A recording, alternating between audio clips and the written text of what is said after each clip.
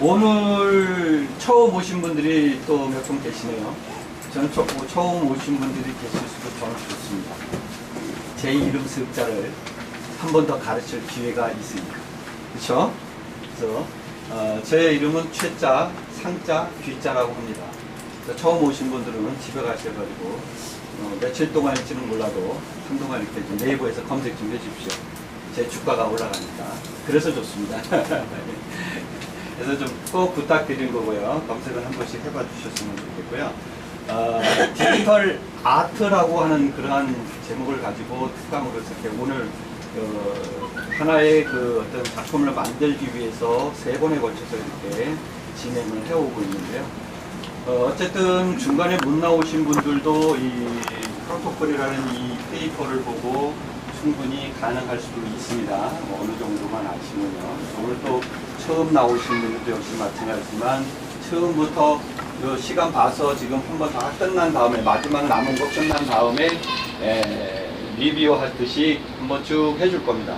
그래서 처음 나오신 분도 귀를 쫑긋 하시고 들어주시면 쉽게 알아들으실 수 있을 겁니다. 물론 제가 이제 쉽게 알아들었으니까 말씀을 드리지만 선생님들은 그렇지 못할 수도 있겠죠. 그런 부분들도 나중에 제 연락처가 다 있으니까 필요할 때에 전화를 주시면 제가 나름 설명을 잘 드리도록 하겠습니다. 그리고 이제 마지막 날이어서 제가 이제 공지 겸 아니면 저를 위한 멘트를 잠깐 하겠습니다. 우리 장성희 선생님한테 말씀을 하셨던 것 같아요. 그리고 저한테도 직접 말씀을 했는데 공부하실 분이 계신 것 같아요. 그래서 공부하시고자 하시는 분은 장성희 선생님한테 말씀을 하시면 9월 달부터 새로운 반으로 만들어서 들어갈 겁니다. 그러니까 지금 외부에서 딴 사람들도 있고요. 그렇기 때문에 같이 모아서 들어갈 거니까 말씀해 주시면 됩니다. 아셨죠? 많이 참석해 주세요. 네, 부탁드리겠습니다. 자, 그러면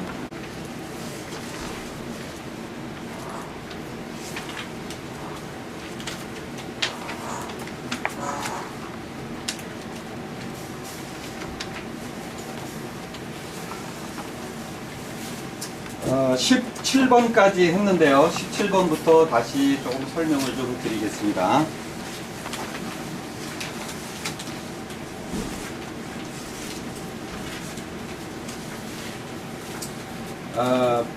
필터에서 워터 컬러는 기능이 있는데요.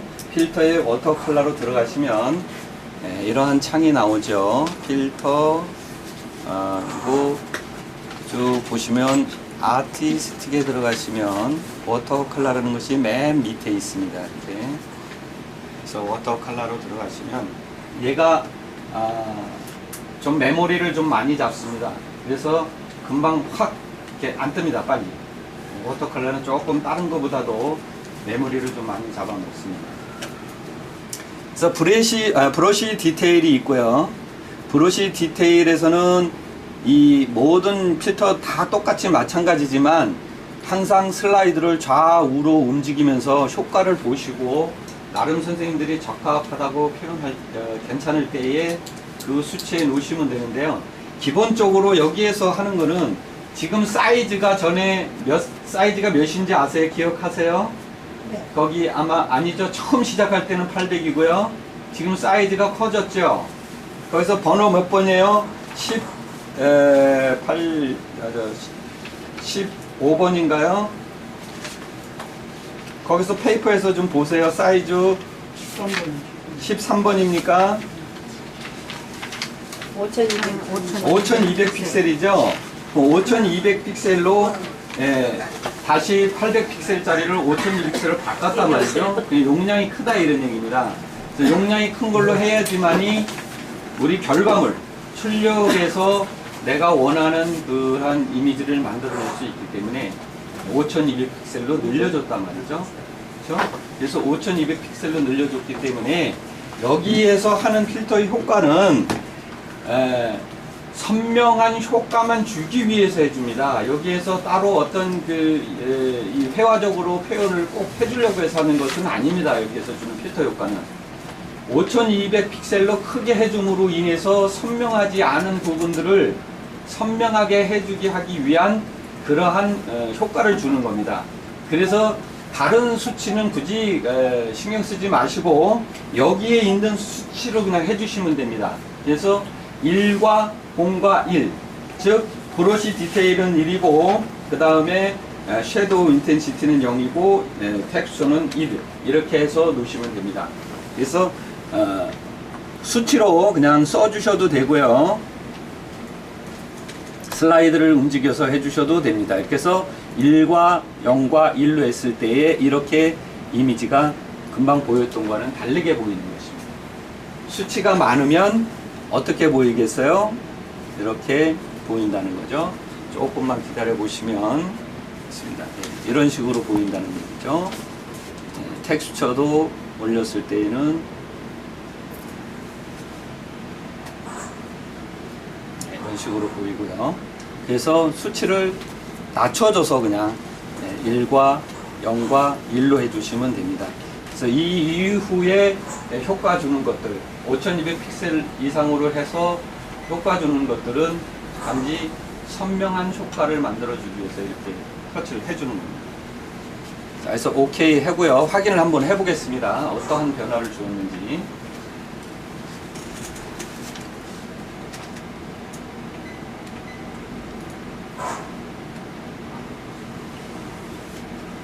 확대해서 보면요. 여러 부분을 보겠습니다. 확대해서 보면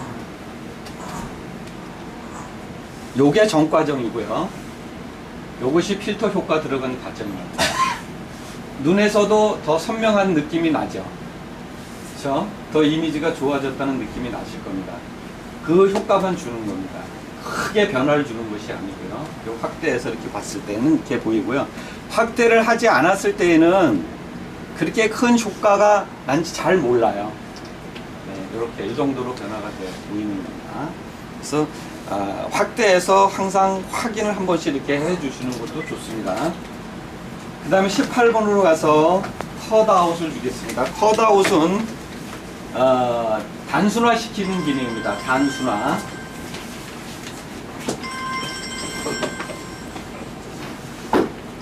필터 아티스틱에 들어가면 두 번째 컷아웃이라는 것이 있습니다. 이 컷아웃을 이용을 해서 작품들을 많이 만듭니다. 일반적으로요.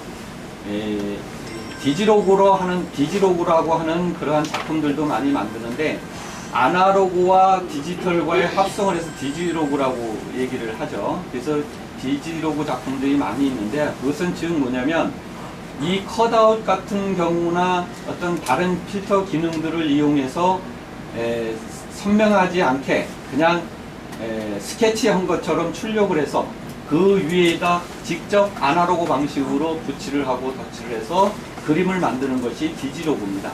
예전에 이상벽 씨가 사진을 찍고 그림을 그리시는 분이 합작으로 해가지고 전시한 적이 있습니다. LA에서는 굉장히 크게 아주 성대하게 잘 된 걸로 알고 있습니다. 이상벽 씨가. 그럼 이상벽 씨는 사진을 찍고 화가가 그림을 사진을 출력을 해서 다시 한번 더 거기다 그림 그리시는 분이 덧칠을 했다 이런 얘기입니다. 그것도 디지털 아트의 하나의 일종이라고 보시면 되는데 정확히 표현하자면 디지털과 아날로그의 합작품이다 해가지고 디지로그라고 이렇게 표현을 합니다. 이것은 디지로그라는 말은 누가 먼저 만들어냈을까요? 예술가는 아니에요. 이어령 박사가 만들었습니다. 디지로그라는 말을. 그래서 여기서 예술 쪽에서도 디지로그라는 말을 씁니다. 디지로그 기억해 주시고요. 그래서 작품을 만들 수가 있는데요. 컷아웃을 많이 씁니다. 즉 단순화 시켜주는 겁니다. 어떠한 사진을 단순화 시켜주는 거예요. 그렇게 해서 이러한 작품을 만드는데요. 제가 다른 이미지 하나 그냥 사진 이미지만 하나 꺼내서 보여드리겠습니다.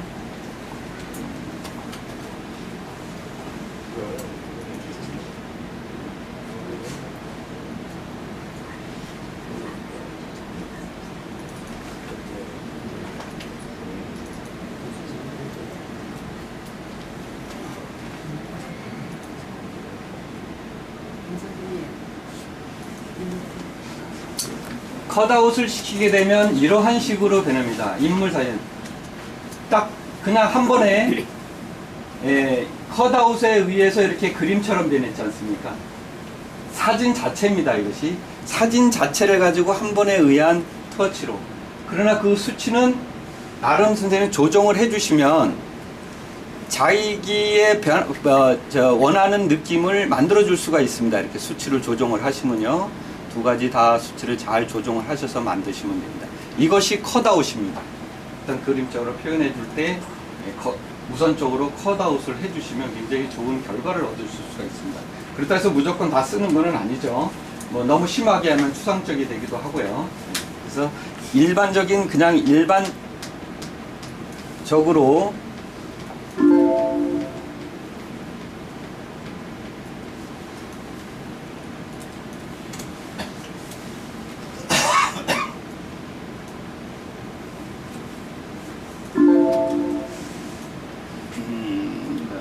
그렇죠?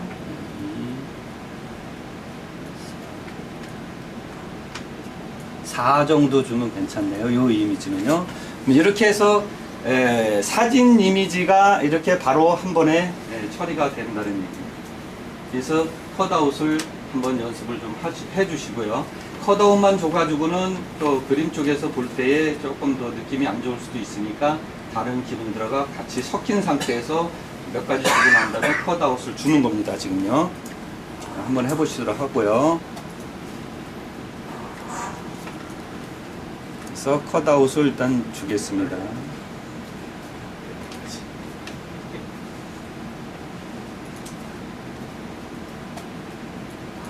여기서는 아까 같이 큰 변화가 아니고 1과 0과 1만 하는, 컷아웃이 1이 아니죠. 4죠. 넘버 8에 심플리티 4, 2, 8, 4, 2 이렇게 주겠습니다. 이제 오케이 하고 확인을 하고 확대해서 확인을 해 보겠습니다. 이 부분이 되겠는데요. 전 과정은 이런 것이고요. 지금은 이렇게 변화가 된 겁니다. 그래서 이렇게 그 하나하나 조금씩 기능들을 조금씩 주시면 나름 일단 그 기능적으로 어떤 소프트웨어적으로 변하긴 하지만 그래도 사용자께서 우리 리터칭 하시는 분이 잘 하시면 자기의 그 감성을 집어넣어 줄 수가 있습니다. 이렇게 해주시고요. 그 다음에 19번 하겠습니다. 19번.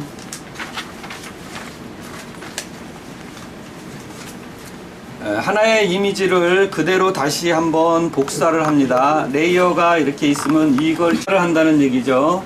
복사를 레이어 들어서 레이어 뉴 레이어 비아 카피를 하면 되는데요. 컨트롤 J 하면 바로 복사가 되니까 단축키를 이용하셔도 좋습니다.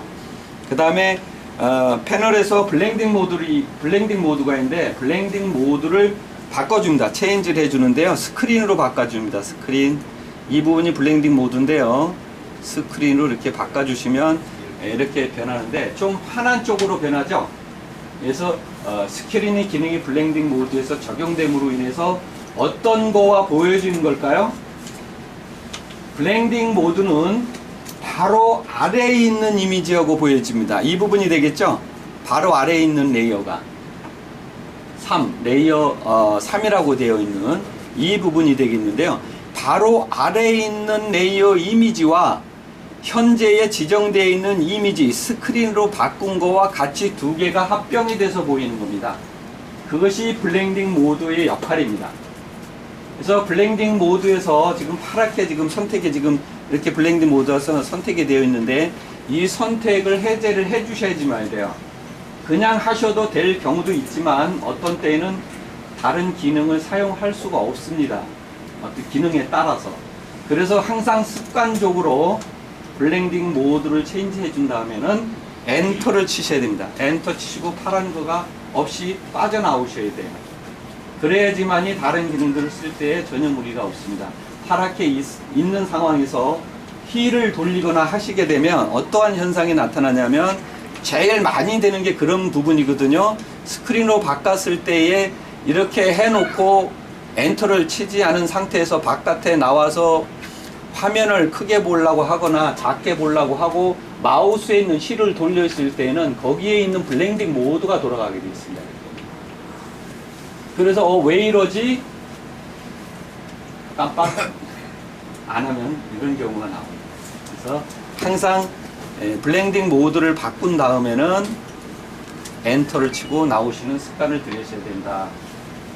강조하는 겁니다. 그래서 레이어 패널에서 스크린을 주시고 마스터 오퍼시트라고 있는데요. 마스터 오퍼시트를 60%로 바꿔주라는 얘기인데 마스터 오퍼시티는 어디를 얘기하냐면 레이어 있는 게 마스터 오퍼시티입니다. 예를 들어서 브러쉬에서 툴바에서 얘기하는 오퍼시티하고 이 오퍼시티하고는 조금은 성격이 틀린데 투명도는 맞습니다. 그래서 마스터 오퍼시티라고 이 부분을 얘기를 합니다. 레이어 패널에 있는 것이 마스터 오퍼시티입니다. 이 마스터 오퍼시티를 수치를 60%로 맞춰주라는 얘기인데, 글씨 오퍼시티 위에서 보면 마우스가 이렇게 변합니다.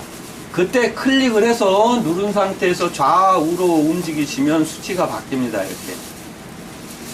물론 숫자를 지정이 되어 있는 수치라면 선생님들이 해보시고 이 부분 같은 경우에는 60이라고 써주셔도 됩니다. 이렇게 60%. 근데 써줬을 때 역시 마찬가지로 얘가 지금 커서가 그 부분에서 지금 역할을 하고 있기 때문에 엔터를 치고 나오지 않으면 안 됩니다. 물론 밖에 나와서 아까와도 똑같지만 바깥쪽에서 클릭하면 되겠지만 클릭하는 순간에 어떠한 적용을 시켜주고 있다는 얘기이기 때문에 작업 공간 밖에서 클릭해 주면 되겠지만 그걸 100% 못 믿습니다. 출력할 때는 어느 부분이 클릭했던 부분이 나타나는 경우가 있습니다. 그래서 글씨를 써주거나 블렌딩 모드를 바꿔주거나 했을 때에는 항상 습관적으로 엔터를 치고 빠져나오셔야 됩니다.